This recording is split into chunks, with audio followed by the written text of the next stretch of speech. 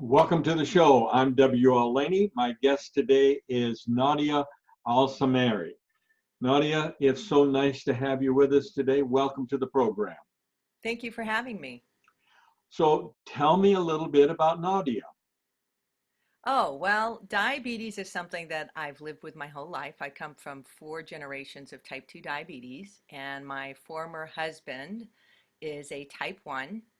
And so my mission is to teach people to advocate for themselves and to learn about their blood sugars. It's very, very frustrating to have diabetes, and generally people are very overwhelmed. And sometimes you just want to give up. It's a daily chore that doesn't get a day off ever. So I've spent 30 years in the industry working with patients and healthcare professionals in terms of from the medical device end of it to the education end of it to doing, like you, some Zoom interviews and podcasts. And I write a column called Ask Nadia where people can write in and ask their diabetes questions. So how many people in the United States are suffering with diabetes right now? Any idea? Yes, there are 34.2 million that have diabetes and 26.9 of them are diagnosed. So we have about 7.3 million people that are undiagnosed. And that unfortunately is a big issue. And then we have 88 million people that have pre-diabetes. So that's even a larger amount. Okay, so tell me what is being pre-diabetic? Pre-diabetes is when your blood sugars are high, but they're not high enough for you to be diagnosed with diabetes. So it's a great opportunity for you to reverse your pre-diagnosis. Because once you have diabetes, you really can't reverse it. Okay, what do I do to control or to change my blood sugar level if I am pre-diabetic? Pre-diabetic. Okay, the best thing to do is to watch the carbohydrates that you eat because foods like bread, pizza, bagels, rice, carbohydrates, basically potatoes, sweet potatoes, those are all turned into sugar, and it's the sugar that raises your blood sugar. And what happens is your body releases insulin trying to balance the sugar, but either your body's not making enough insulin or it's not being used efficiently enough. So what you want to do is change your diet, start exercising, and you don't have to do a big exercise. Just start walking, 30 minutes a day, walking 5 times a week. It will help tremendously. Okay, so if we're talking about blood sugar, and you're telling me that bread, carbohydrates are going to elevate my blood sugar, what about just plain sugar? What does Sugar that do? does. Yeah, sugar does, but sugar doesn't, a lot of people think, "Oh, I eat a lot of sugar, I'm going to have diabetes. I'm going to get diagnosed." Sugar isn't what gives you diabetes. It's the weight that you put on where you're becoming insulin resistant that can create a diabetes diagnosis. So, I mean, sugar does affect your blood sugars for sure. But so do most people aren't eating a lot of sugar. Most people are eating carbohydrates. They're eating muffins for breakfast, or they're having cereal for breakfast, sweetened cereals. And they're having sandwiches for lunch with potato chips, and they're having pizza for dinner. That kind of diet is not a healthy diet. Basically, you want to eat whole foods, fruits, vegetables, proteins. Well, a good steak is made better with Yeah. a baked potato. Well, yes, and if you have pre-diabetes, start with having half a baked potato or a small baked potato. A change is hard, good or bad change. It's all hard. Most of us don't want to change. Transition is very hard for everybody. Okay, so let's say that I have a full-blown diabetes. Hmm. Can I correct that through diet? Yes, so what you can do with diet is that by watching your carbs, the kinds of foods that you eat will not shoot up your blood sugar, and that's really what you want. So for some people, and some marketers will say that you've reversed and cured diabetes through diet because your blood sugars are not going up anymore. But the reality is you can't cure diabetes once you have it. What you can do is control it through blood sugars. And what you want is that you want to keep your blood sugars in a normal range. And it's the high blood sugars that can create damage. And if you have high blood sugars for over like 2 hours after you eat, that's where over time it can create damage, because what happens is that sugar binds to protein in your system, in your veins. And so over time, when you keep having high blood sugars, your arteries are like turkey jerky. So the flow of the blood is difficult for it. And that's what creates heart issues, cardiovascular issues for people with diabetes. Okay, so what all kind of diseases do I get to accompany diabetes if I have it? Well, you don't have to get anything. My former husband's had type 1 diabetes for 46 years, and he doesn't have any diabetes complications. My mother and brother only had diabetes for 13 years, and they passed away from diabetes complications. Okay, what are the what kind of complications? I mean, Well, my mother, in her case, she had visual issues, so she became blind. She had neuropathy, which is your nerves. You can't, you have this burning sensation. It's like fire in your hands and feet. She had digestive issues, and it was hard. And of course, once you lose your sight, it's hard to exercise. It's hard to be independent. You can't drive. There are lots of, unfortunately, it's a kind of a domino cascading effect. So there's a lot of, it's a great investment to watch your blood sugars. And before, checking your blood sugars used to be really expensive, and now testing is really inexpensive. There's so many alternatives on the market, so you can always test your blood sugar. Personally, I think people should test before they eat, after they eat, any meal, because it gives you a gauge of where your blood sugar is. right, right. Okay, so what are the solutions? What are you promoting today as a solution to the problem of diabetes? Well, I think the biggest thing is if you're overwhelmed with your diabetes, know that it's really normal. Having diabetes is really overwhelming, because there's so many considerations. You can do everything your doctor tells you to do, and you can still have high blood sugars. For example, let's say you have type 2 diabetes and you're testing your blood sugar, you're watching your diet, you're walking, but yet your blood sugars are high and you don't know why. You're just like really frustrated. It's like, I'm doing everything right. Why isn't this working for me? And it could be that your medication's not working for you.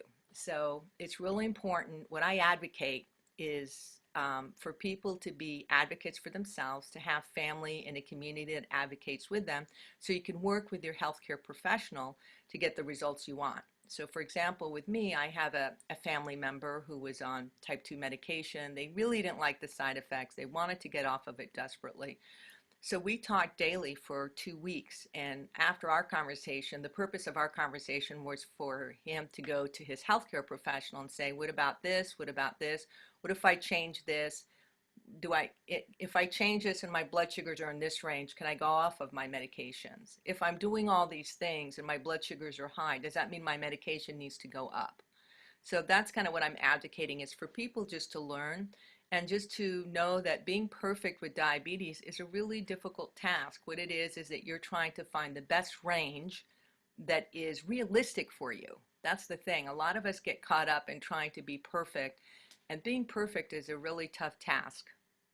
So, because we get discouraged, it's easy to get discouraged. It's like, oh, I'm not perfect today, forget it. So, what I'm advocating for people is to, understand, have compassion for themselves. Like, no, hey, I'm not perfect today. But just because I'm not perfect today doesn't mean I'm not going to be perfect tomorrow. And I don't need to throw in the towel and give up on myself. Okay, so lowering expectation is going to help. Well, I don't think it's that. I think it's knowing yourself. There's some people that get diabetes and they're extremely regimented and they're extremely intolerant of other people that aren't as regimented as they are. So it's a matter of really just knowing what's realistic for you. It's like training for anything. Are you an Olympian athlete, or are you just someone that wants to be fit and healthy? It's a different mindset.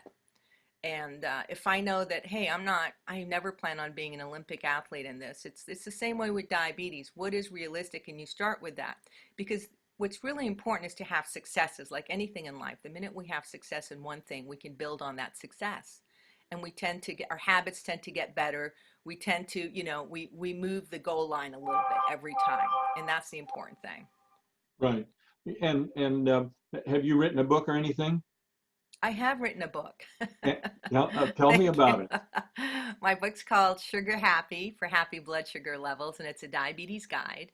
And I wrote the book so people can really just reference the book through the guide. You look up what you're interested in, like, hey, I'm having high blood sugars. What do I do when I have high blood sugars? I'm scared of low blood sugars. What does that mean? Why am I having low blood sugars? Exercise. What does that mean? My medication. Hey, what kind of medication am I on? And how does that really work in my body? What is it doing?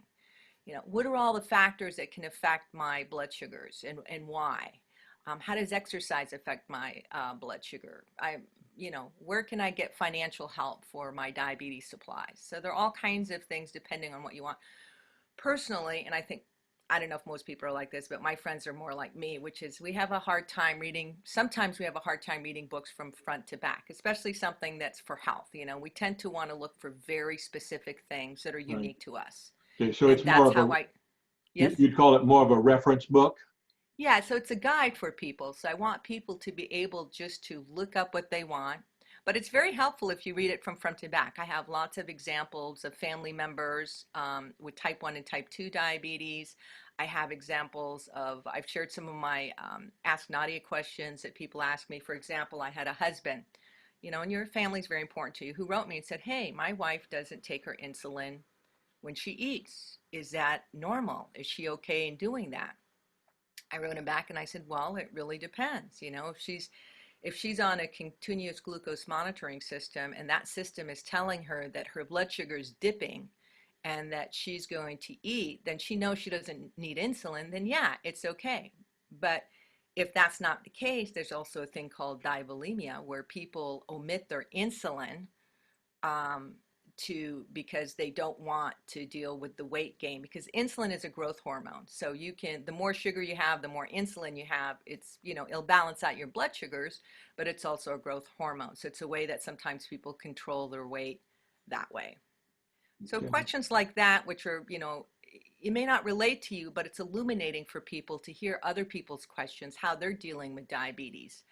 Um, I had a woman write and say, hey, I accidentally took my uh, short acting insulin instead of my long acting insulin. And usually you'll take more of your long acting insulin. So if you take a big dose, that means you probably need to go to the hospital or, call 911 because you could, have a severe hypoglycemia episode. So it's things like that. By reading the column, people kind of get a sense. And that way it becomes more normal in their life. The more you know about diabetes, the more you hear how other people, the issues that come up with them, the more you feel like, hey, I'm not alone in this. There are other people like me. Wow, that's interesting. That would never have occurred to me. Okay. So how do we get a hold of you? Oh, for me, well, you can reach me at asknadia@diabeteshealth.com if you have any questions about your diabetes. And for National Diabetes Awareness Month, what I'm offering people as a gift, if they sign up for our newsletter, they're going to get our annual product reference guide, which is our signature publication. We put it out. It's like Consumer Guide, if you're familiar with that, where unlike Consumer Guides, we don't rate any of the products, but what we do is we collate all hundreds and hundreds of products for medication and medical devices that people would use. So it's a reference guide again for them to have throughout the year to see what's out there. Okay. So I can sign up for your newsletter? Yes, so go to diabeteshealth.com, just sign up for our newsletter, and that you'll get our annual product reference guide when it's out. We're just almost done with it. And it's a Good. digital version, I should mention. Also, I'm starting a book club. If people would be interested in joining my book club, they can go to shop.diabeteshealth.com and join my book club.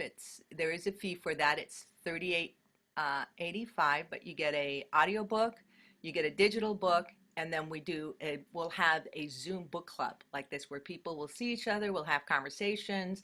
And the purpose of it is to create this community, to talk to each other, to hear people, what their issues are, and just enjoy getting together with like-minded people and talking about something that's extremely personal. You don't talk to a lot of people about diabetes, but you do if you know other people have it. Okay. What's the impact of COVID-19 on the diabetic? Well, the good news for people with diabetes is that they're not anymore at risk for being sicker, or getting diagnosed with COVID unless their blood sugars are not in control. So, like anything, is the big thing with COVID-19 for people with diabetes is to make sure that your blood sugars stay in the normal range. Because the thing with diabetes is that it takes longer for you to heal. And so you don't want to have your blood sugars out of control and then you have COVID, because healing is a slower process anyway. But the most important thing is to keep your immune system really strong, take supplements, eat well, get rest, wear a mask, don't go out, wipe your hands. I personally carry a desanitizer with me everywhere I go. When I get in my car, I always clean my hands. Anytime I transition from in and out of a place publicly, I do that. And I mostly go out when I shop. I really don't. I haven't had my hair cut in a long time, so I'm looking forward to that. Well, that's one nice thing about having long hair to begin with. If it gets an extra half inch, nobody's going to notice Right. too much. You're right. You're right. And I Whereas used to, somebody like me, if I get an extra inch on the top, it looks a little. Hey, are you yeah, becoming Shaggy Dog? yeah, or a baseball cap. Yes, yes. So, Right. all right. So Nadia, is there any one piece of advice that you think is most important for people to hear today? Yeah, I think the most important thing for people is to really to be realistic with yourself, and to just set realistic expectations for yourself. And that know that everything is not permanent, and to take baby steps to improve your health, because in the long run it's really worth it. Because the complications for diabetes are great, and losing family members to it, especially for me. I left, the people that I lost in my life, my mother, my brother, I was very close to, and I miss them. And um and and and they were very intelligent people. They were articulate, but they just didn't get what they didn't get. So the important thing, this is why education is so important. This is why it's important to have a community of people. This is why to find it, like diabeteshealth.com, find a community that speaks to you. And if that doesn't speak to you, find another community. But it's really important to be in touch with people. Okay. Well, as you know, our program is Real Hope with W.L. Laney, Yes. and you are my guest today, Nadia. So, what would you give as a word of hope today? Oh, I think a word of hope is, we live during a really blessed time in technology and medication for people with diabetes. And the good news is that we have medical feedback. So some people would rather take medication and they're fine with that. And some people don't want to take medication. But what's really great is that we have these medical devices now that can give us feedback. And the technology only gets smarter every year. Just like artificial intelligence. Now your blood glucose meter can speak to your phone. Now your insulin pump can tell you, it will give you less insulin if it knows your blood sugars are going down. The technology is just really amazing. So the hope is don't give up on yourself. There's so much out there that can help you and make things easier. The important thing is to get into communities so you can stay inspired and motivated, because we're all motivated by each other. That's that's that's that's good, Nadia. Thank you very much for that. Okay. Thank you for being with us on the program today.